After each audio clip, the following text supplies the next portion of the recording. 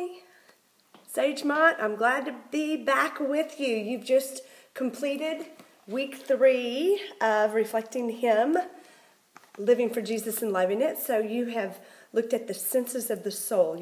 You've gone through and seen the eyes to the soul. You have looked at ears to hear, the aroma of Jesus, as you've examined the different parts of the senses that our physical bodies experience and tied those to spiritual life lessons that you can learn.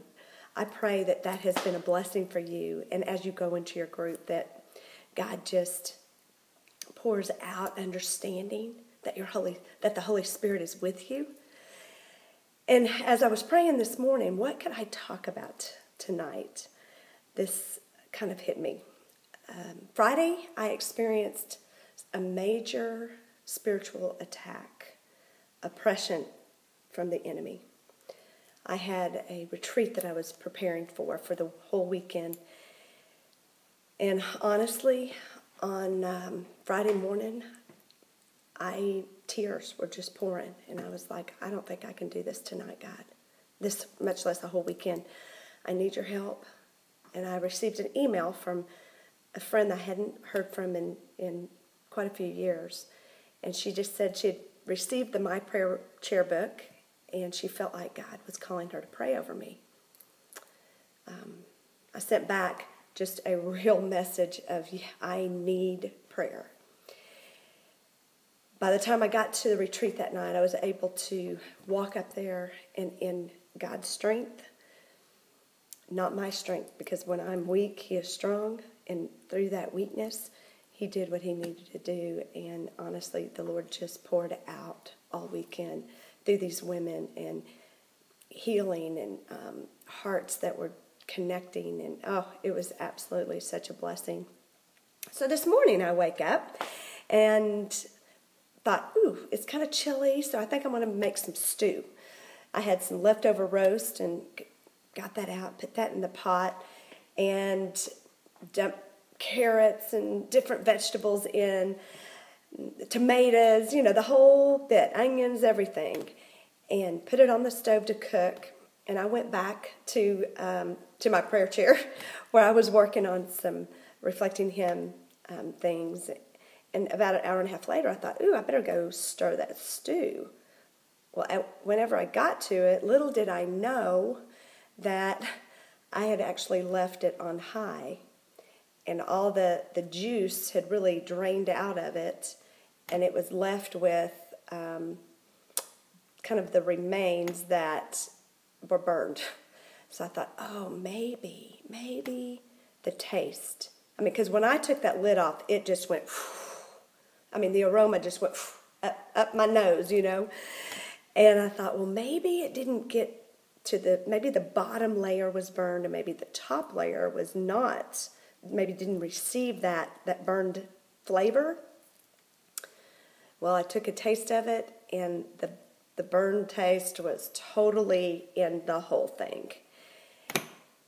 So I was frustrated at myself for leaving it on high, and yet I thought, because I'm going to take you over. Okay, we're going to go through my kitchen, and I'm going to take you over and just let you see what I had experienced. Yes, there's my pot of stew, and on the bottom is totally burned.